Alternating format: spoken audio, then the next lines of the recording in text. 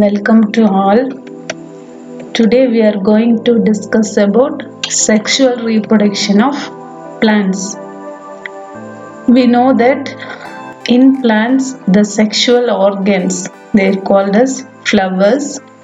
In flower there are two essential organs are present, androecium and gynoecium. So now we are going to discuss about male reproductive part only, that is androecium. So androecium, the unit of androecium is called stamen. So here the stamen, it consists of two parts, anther and filament. This is a dorsal view and ventral view. In between the anther lobe, a connective is present. So this is the unit of androecium is called stamen. Collection of stamens are called as androecium. So in this video we are going to discuss about male reproductive part only. In male reproductive part, it consists of development of anther, tears of mature anther, microspores and pollen grains, development of male gametophyte. Here we can see the anther. Inside the anther, the pollen grains are present. So, this pollen grains are the male gametophyte, which is essential for the pollination. So, sexual reproduction means production and fusion of male and female gametes. Production of male and female gametes they are called as gametogenesis. Genesis means production. Gametes are produced, that is gametogenesis. And fusion of male and female gametes is called as fertilization. So this is common in all organisms. So in lower plants it is somewhat different. For example, algae and bryophytes, there are three types of gametic fusion: isogamy, anisogamy, oogamy. So it is a fusion of both morphologically and physiologically similar type of gametes. They are called as isogamy. Anisogamy means it is morphologically similar but physiologically dissimilar. Oogamy means it is morphologically dissimilar as well as physiologically dissimilar gametes. They are fused. They are called as oogamy. So there are three types of gametic fusion which are occurring in lower plants. In algae, there is external fertilization takes place, but in the case of higher plants, internal fertilization. That means within a plant inside, the fertilization is happen. That is fusion of male and female gametes is happen. That is internal fertilization. But in the case of external, outside the organism, for example, within the water, the gametes are movable. So in this fertilization takes place like that of fish. So in some cases there is different types of fertilization is happen. So first we can see the development of anther in different stages. So here an young anther which consists of a mass of homozygous cells. This only one kind of cells are present. So this is called as anther primordium. This is in young stage. After the development, special cells which are present below the epidermis, this is called hypodermal region. A special cell is formed. That cell is called as archisporial cell. This archisporial cell, which is later on periclinally divided into two types of cells, parietal and sporogenous cell. So this parietal cell, which is later on formed into a anther wall layer. This sporogenous cells, later on it is developed as a sporogenous tissue. That sporogenous tissue is developed into a microspores. That is first cell of male gametophyte. So this is actually happen. So here first archisporial cell is formed. So this is the first specialized cell. It enriches the protoplasm as well as conspicuous nucleus. So this is further periclinally divided into parietal cells, outer parietal cells and inner sporogenous cells. This parietal cells towards the epidermis, this sporogenous cells towards the inner side of anther. This parietal cell again and again it goes for periclinal and anticlinal division, that is parallel division and vertical division. Later on formed into a many layers of anther wall, that is middle layers, then endothecium, then tapetum. So these are all wall layers. So here the differentiation, endothecium, middle layer, tapetum. So these are all the some of the anther wall layers which are formed from parietal cell. Now this is a sporogenous tissue. So here the sporogenous cells are formed together. This sporogenous cell after the mitosis together formed as a sporogenous tissue. Later on this sporogenous tissue is developed into a pollen tetrads. After the pollen tetrads, it loses a structure to form as a single celled spores are formed. So this is called microspores. So this is microspore stage. And then in shortly we remember that in young anther which consists of mass of homogeneous cells only. After the development, cells below the epidermis, that is hypodermal region having archisporial cell. This cell is divided into two: primary parietal cell, primary sporogenous cell. This primary parietal cell later on developed into anther wall layers such as from periphery to anther inside, endothecium, middle layers and tapetum. This primary sporogenous cells after mitotic division to form sporogenous tissue. This tissue which is last stage it is developed into microspore mother cell. Now this microspore mother cell it is in diploid condition after the meiosis to produce haploid spores, that is microspores. So this is actually happen during the development stage of anther.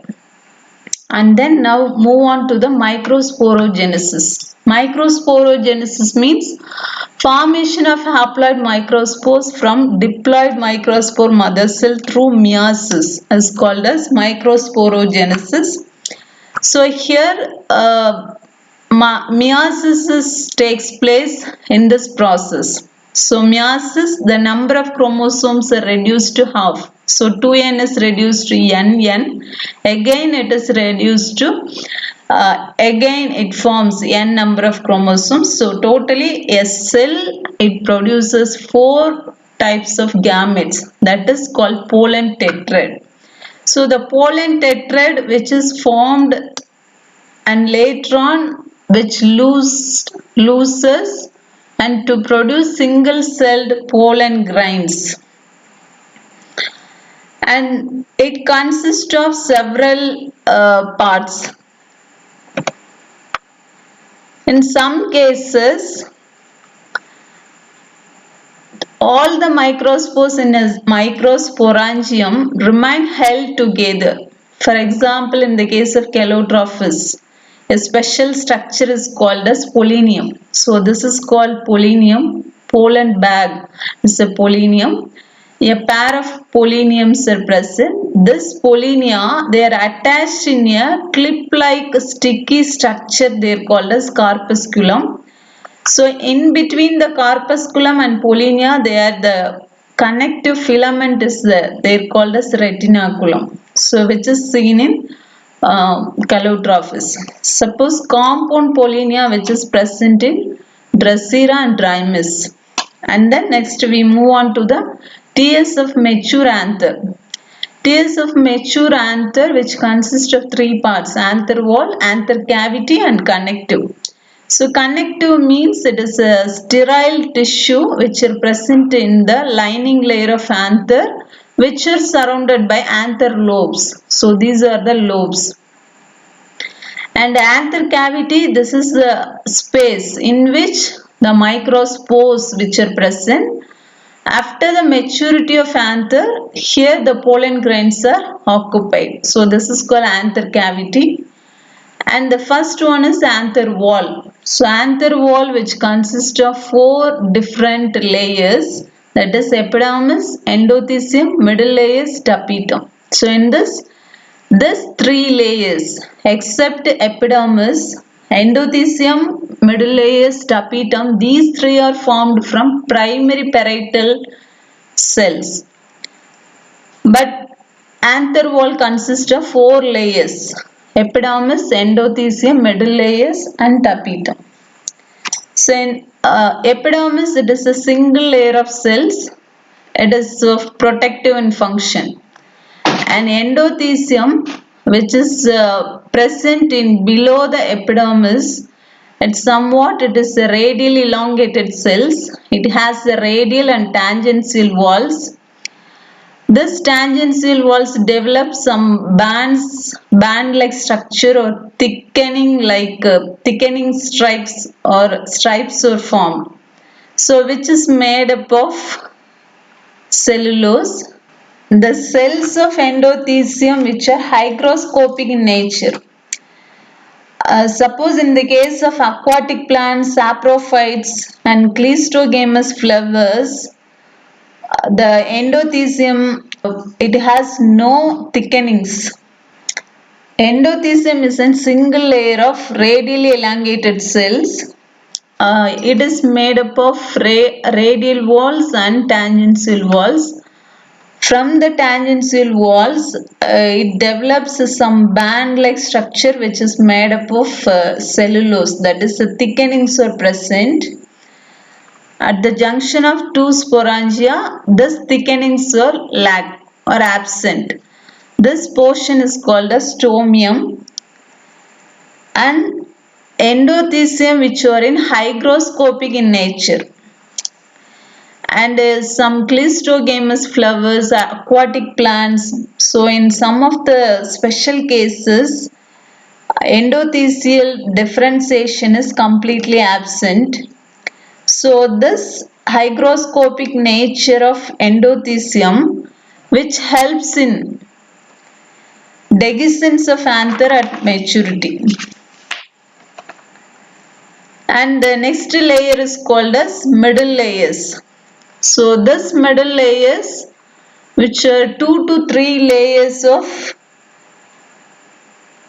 thickness, and they are generally epimerals. So they are short-lived.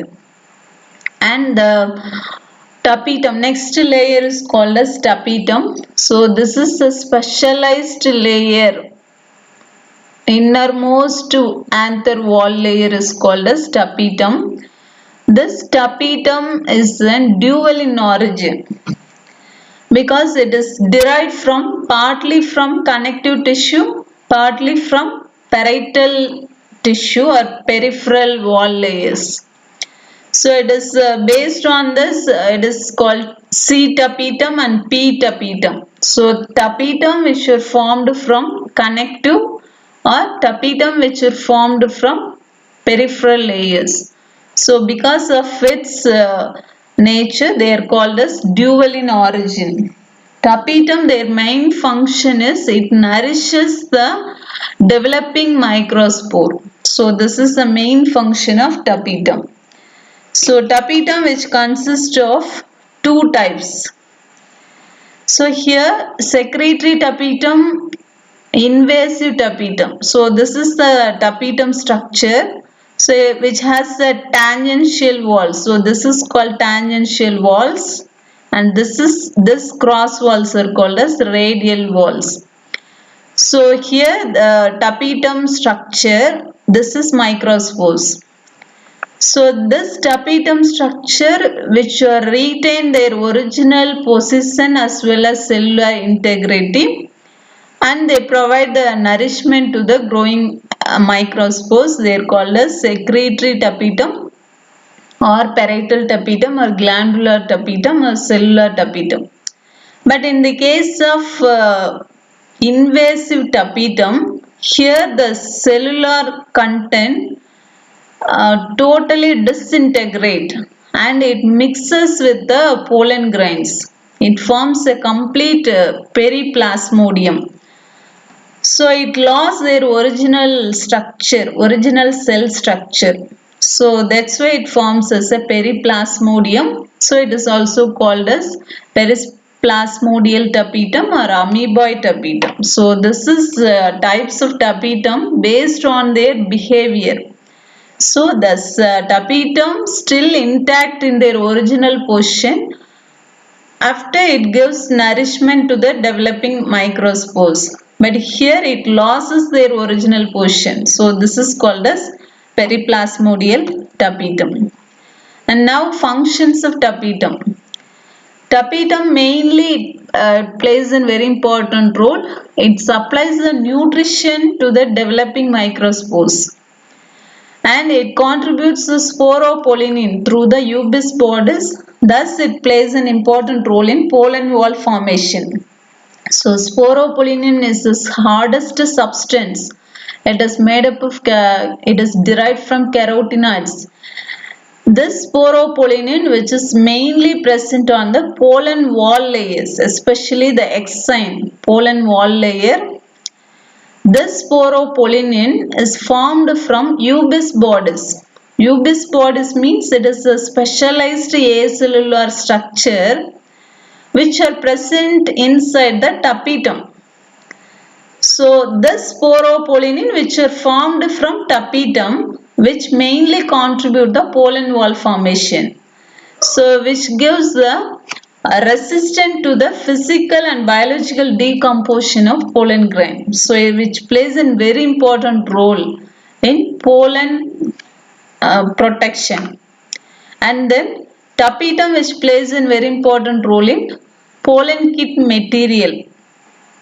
So this pollen kit material is contributed by tapetal cells and it's later transferred to the pollen surface. This pollen kit material is made up of, it is a sticky substance which is present on the surface of pollen grain which helps to attract the insect. So this pollen kit material which are formed from tapetal cells. And the next one is exine proteins. This exine proteins which are present on the surface of pollen wall layers which is responsible for the rejection reaction. Suppose any incompatibility is present. So which gives the rejection reaction of the stigma. So that exine proteins which are developed from tapetum. So these are all functions of tapetum. Then we should know the difference between microspores and pollen grains. Here microspores means it is immediate product of microspore mother cell through the meiotic division. So microspore mother cell is immediately divided after the meiosis, immediately divided into 4 gametes, that is called as microspores. It is not fully developed. So this is called as microspores. But it is later on, microspores later on it is fully developed. That is wall layers become fully developed. It is mature microspores are called as pollen grains. So it is made up of the 2 layers, that is exine and intine. The outer layer is called as exine, inner layer is called as intine. And a large centrally placed nucleus is present. So this is the structure of pollen grain. So here the wall differentiation is occur. This is very important.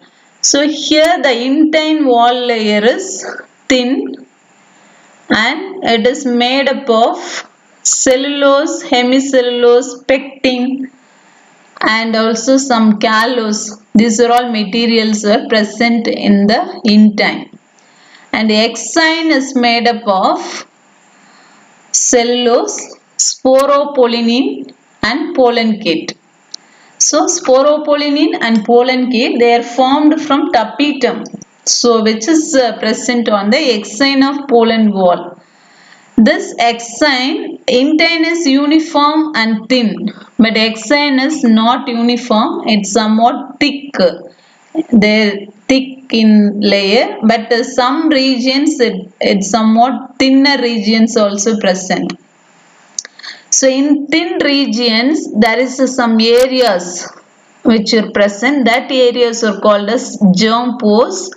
Through the germ pores only pollen germination will occur. So in this region and the surface of pollen grain, which is made up of some sculpturing is present. So this sculpturing nature of pollen, which we can differentiate the species, different species identification. So which helps for species identification, this sculpturing nature of pollen grains.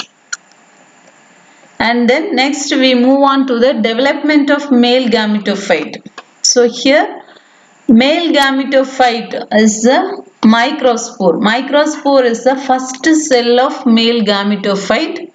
So which is in haploid in condition. So here this is a microspore. So actually here the microspore consists of a single nucleus which is made up of a single set of chromosome, and here this nucleus is divided into two types of nucleus, that is called one is, and it is separated by wall layers, one large cell and a smaller cell. Large cell having the nucleus, it is called vegetative nucleus, the corresponding cell is called as vegetative cell. And the small cell having the nucleus is called as generative nucleus, and the corresponding cell is called generative cell. So here microspore is divided into, microspore nucleus is first divided into two types of nucleus, vegetative nucleus and generative nucleus. So this development which is occur inside the microsporangium itself in plant, in microsporangium itself, this development will be occur. So now this is called as two-celled stage, vegetative cell, generative cell. This is two-celled stage.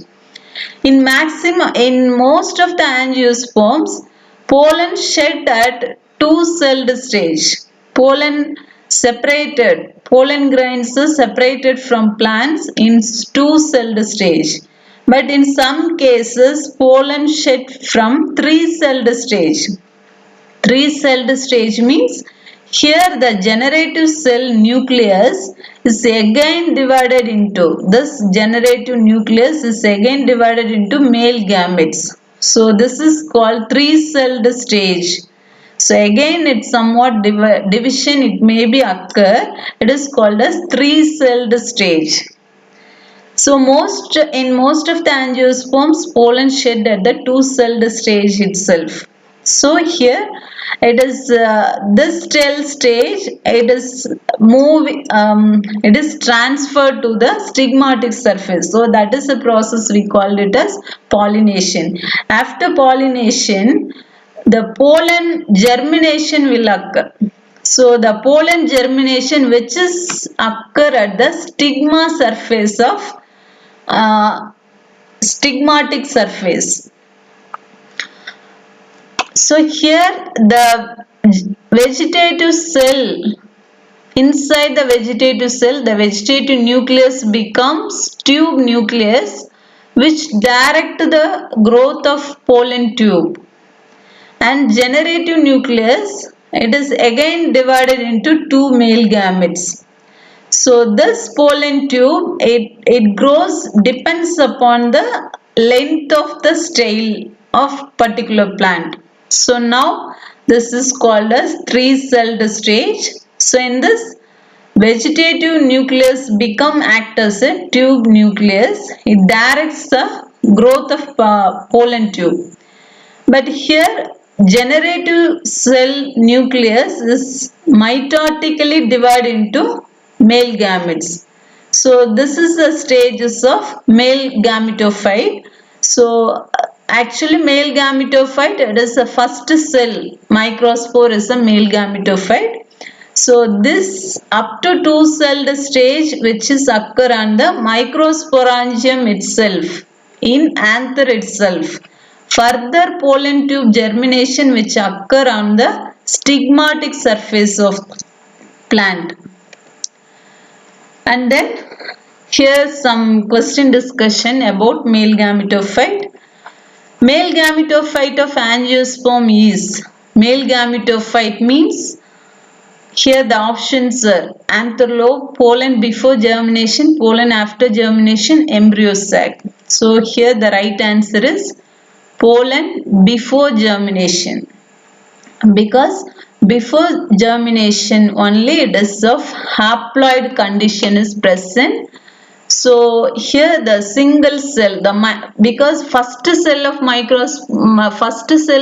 gametophyte is called as microspore, that is pollen grain. So before germination only male gametophyte we have to consider.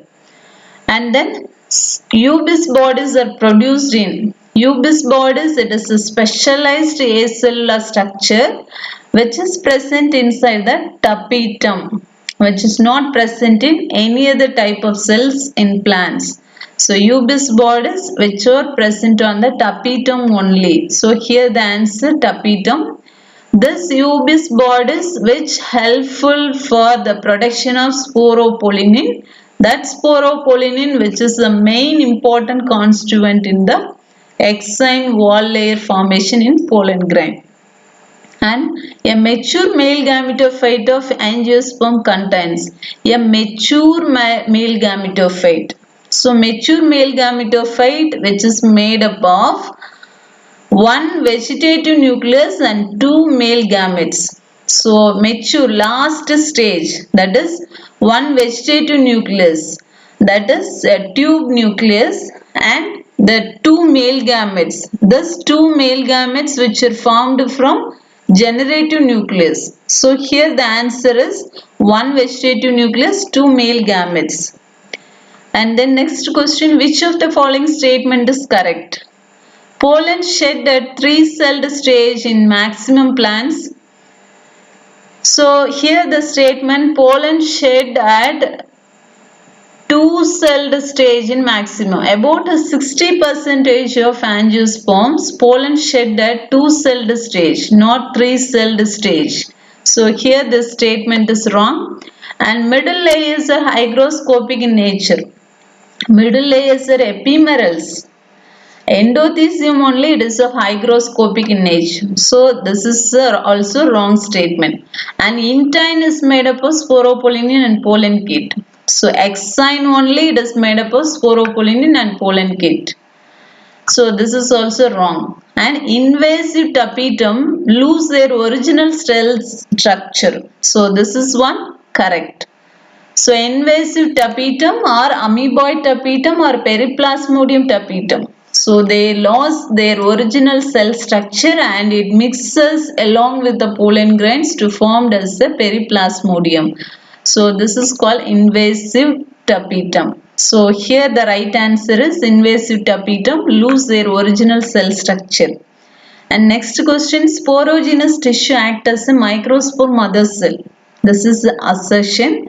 And reason, primary sporogenous cells undergo meiosis to form sporogenous tissue. So here options A is true or is wrong. A is wrong or is true. Both are true, both are wrong. So here the assertion sporogenous tissue act as a microspore mother cell. So sporogenous tissue only, the last stage it will be function as the microspore mother cell. So here it is the correct statement. Assertion is correct. And primary sporogenous cells undergo meiosis to form sporogenous tissue. So here it undergo mitosis to form a sporogenous tissue. So where the meiosis will happen? Only it is at the time of microsporogenesis only. That is formation of haploid microspores from microspore mother cell. So it is the stage only meiosis happen. And remaining all the stages, mitosis only it is takes place. So here primary sporogenous tissue which is formed from primary sporogenous cells undergo mitosis to form sporogenous tissue. So this is only correct statement. So here it is the reason is wrong. So the answer is A is true or is wrong. Okay, I hope all of you learn well. Thank you. Have a nice day.